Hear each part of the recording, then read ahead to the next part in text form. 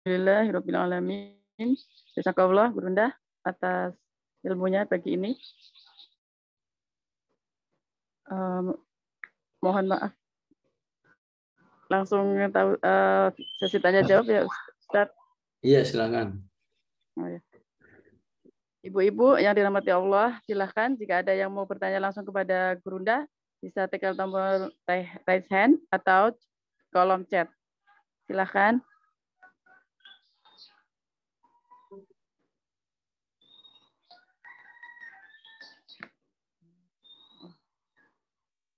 Silakan Ibu Mega langsung. Ya, terima kasih. Assalamualaikum warahmatullahi wabarakatuh, Pak Ustadz. Waalaikumsalam. Izin untuk minta penjelasan. Aswajun ini kan pasangan-pasangan ya Pak Ustadz ya. Tapi di dalam terjemahan itu selalu disebutkan istri-istri. Itu kan membuat salah pengertian ya Pak Ustadz. Seolah-olah hanya suami gitu yang untuk istrimu menjadi musuh dan istrimu dan anak-anakmu yang menjadi musuh. Padahal kalau dari lihat bahasa Arabnya kan aswajun itu pasangan-pasangan. Bisa suami, bisa istri. Kenapa di dalam terjemahan selalu aswajun diterjemahkan menjadi istri-istri? Ya, itulah salah satu kekurangan dalam terjemahan ya. Saya pernah diminta oleh suatu percetakan mushaf untuk mengajukan keberatan ya. Saya tulis semua ya. Salah satunya ayat ini untuk diajukan ke Menak ya. Untuk Departemen Agama Depak maksudnya ya. Ya, tapi ya diterima aja, nggak ada tindak lanjutnya ya. Ya, pada akhirnya memang Quran ini mau ada terjemahan sehebat apapun, ya tetap harus ngaji lah intinya. Ya, nggak bisa. Gurumu siapa? Ya, terjemahan. Ya, namanya guru ya harus manusia. Ya. Jadi selama kita ya masih mau ngaji, insya Allah ya tetap akan mendapatkan sajian yang aslinya. Ya. Ya, kalau ketika penerjemahnya memang terbatas pengetahuannya yang hanya memahami ya, zaujun itu istri, ya hasilnya begitu juga ya. Karena ketika baca Al-Baqarah zaujun memang istrinya istri ya. Wa ya Adam uskun anta wa zaujuka, wahai Adam, tinggallah kamu di surga ini bersama istrimu. Itu padahal zaujun di Al-Baqarah diartikan istri, itu lebih kepada penerjemahan ya tafsiri ya. Padahal di semua ayat tidak bisa dengan pemahaman tafsiri, ada lughawi ya. Jadi ayat ini harus lughawi ya. Sehingga kalau yang membaca suami ayat ini memang inna min azwajikum istri. Tapi kalau yang membaca muslimah ya, maka ayat ini maksud suami ya. Dalam tadabburnya suami ya. Karena itu saya nggak mau menyebut istri atau suami, tapi pasangan ya. Biar maknanya bisa suami, bisa istri, tergantung siapa yang membacanya ya. Seperti itu insya Allah ya, sabar aja, memang ya ambil hikmahnya ya, bahwa memang terjemahan itu bukan segala-galanya ya. Sehingga penting ngaji ya. Kalau ngaji maka bisa lebih dibahas lebih dalam ya. Karena apa pasangan itu disebut zauj ya? Karena sesuatu yang zauj itu ya nggak mungkin sempurna ya. Sesuatu yang zauj itu adalah sesuatu yang satu disebut zauji, itu sesuatu yang memang satu paket ya. Sandal itu sebelah kanan dengan sebelah kiri kan beda ya. sandal kanan, sandal kiri itu namanya zauj. Ya. Ya. Nggak mungkin dipakai kanannya saja, kiri saja. Kan Rasulullah memakruhkan. Beli juga begitu. Saya mau belinya sebelah kanan aja nggak bisa. Harus beli dua-duanya. Ya. Aslinya begitulah manusia. Ya. Kehidupannya tersatukan dalam kehidupan suami istri karena memang diistilahkan dengan zauj. Ya. Ya. Ya, begitulah insyaallah. Wallahu a'lam.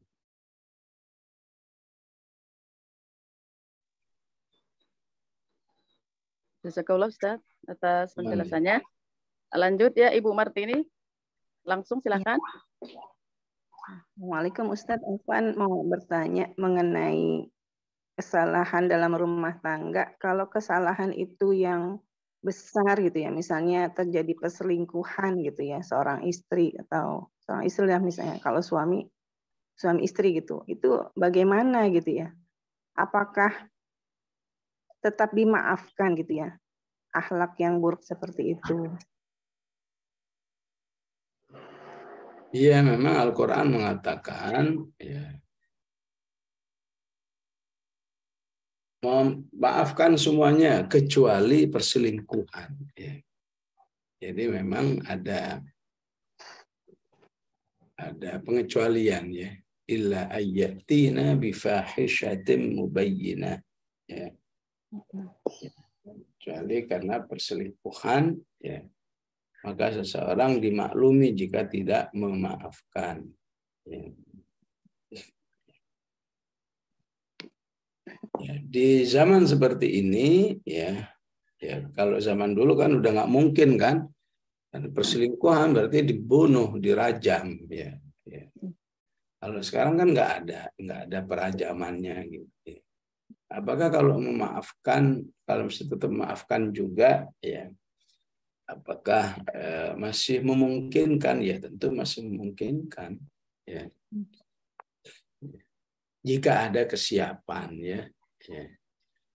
Jika tidak ada kesiapan, maka dimaklumi oleh syariat. Ya. Artinya itu termasuk satu kondisi yang dirukhsahkan seseorang untuk tidak memaafkan. Ya. Ya, oleh karena itu sebaiknya seseorang bisa berkonsultasi ya kepada seorang guru atau seorang yang dipercaya, apakah sebaiknya dimaafkan atau tidak.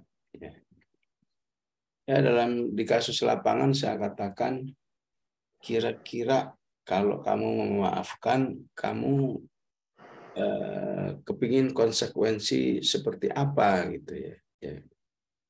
Sehingga kalau seorang suami yang berselingkuh kemudian punya komitmen yang lebih tinggi, ya maka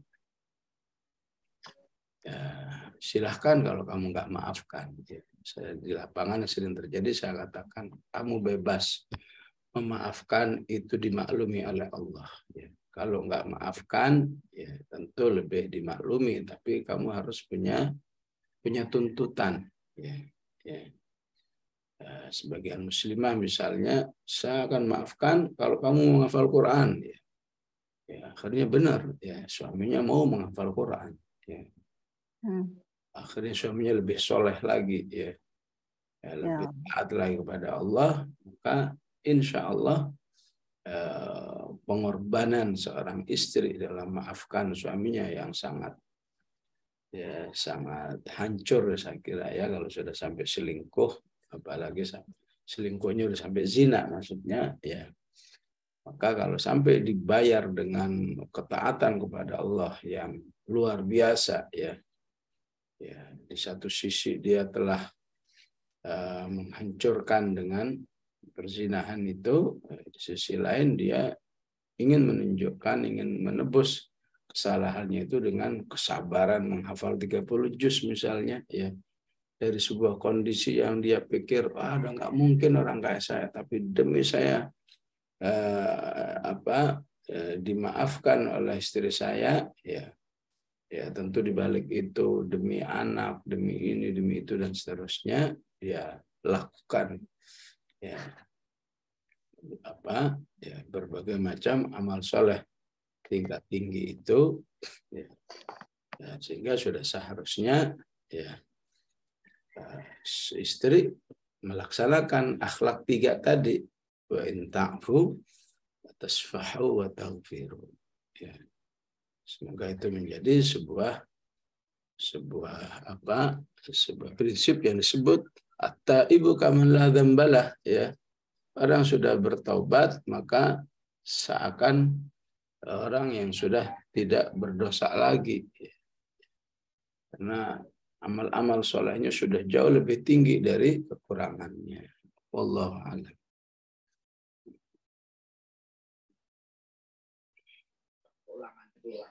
Jazakallah Ustaz atas penjelasannya.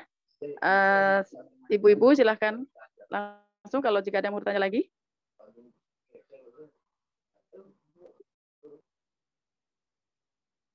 Atau ini Ustaz ada yang di chat. Izin bertanya Ustaz, bila pasangan saling memaafkan dan berbuat baik, harusnya tidak ada perceraian ya Ustaz. Bila suami istri hidup masing-masing, tapi dalam satu rumah, tidak saling memaafkan maupun saling berhubungan, bagaimana solusi dan hukumnya ya Ustaz? Ya kalau dekat tapi jauh begitu mah, ya harus punya syariat, batasannya cuma 3 hari. Ya, la yahillu li muslimin an yahjura akhahu fawqa 3 ayyam. Ya. Tidak boleh seorang jauh-jauhan begitu ya melebihi dari 3 hari. Seharusnya ya rumah tangga itu adalah ya miniatur penegakan hukum Allah. Ya. Kalau dalam penegakan hukum Allah miniatur itu kamu nggak bisa, gimana kalau penegakan hukum Allah sifatnya skala negara? Ya. Salah satu penegakan hukum Allah di sini, oke lah, kesel-keselan, tapi 3 hari aja. Ya. Kalau lebih gimana ya? Berarti ada kemaksiatan yang dipertahankan. Ya.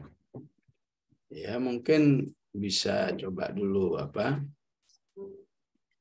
ya minta ampun ataupun banyak berzikir, banyak beramal soleh supaya bisa segera mengakhiri ya jauh-jauhannya itu. Ya. Tinggal mau sampai berapa lama jauh-jauhannya. Ya. Kalau sudah waktunya sudah berlebihan, ya, jauh-jauhan kok setahun istilahnya. Ya. Ya, di mana letak pelaksanaan hukum Allah? Ya. Ya.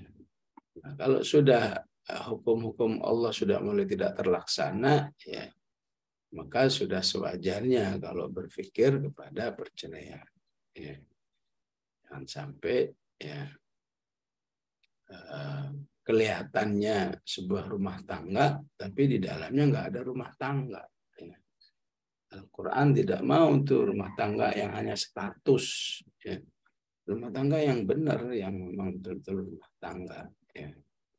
Kalau acting-actingan begitu nggak usah rumah tangga deh. Ya. Ya.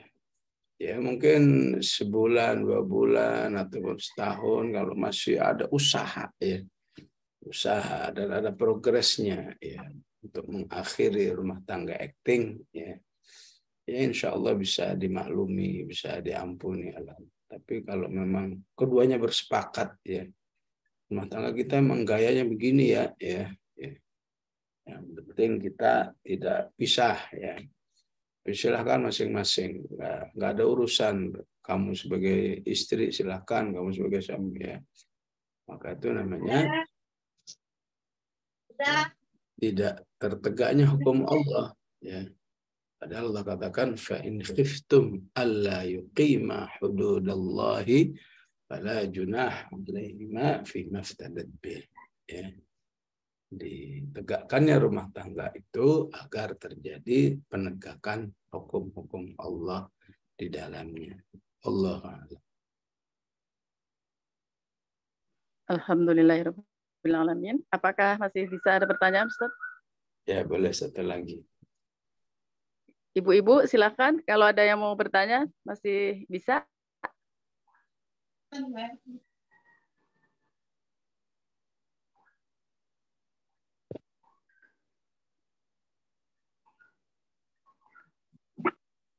Maaf, Gurunda sepertinya sudah tidak ada.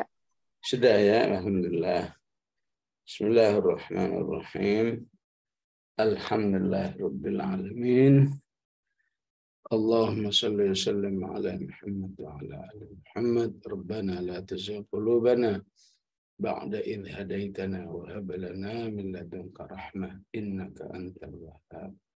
اللهم إنا نعوذ بك من علم لا ينفع ومن قلب لا يخشع ومن نفس لا تشبع ومن دعاء لا يسمع.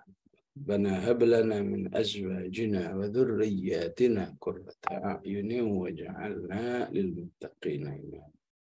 صلى الله على سيدنا محمد وعلى آله وصحبه وسلم. Alhamdulillahirabbil alamin. Wassalamualaikum warahmatullahi wabarakatuh.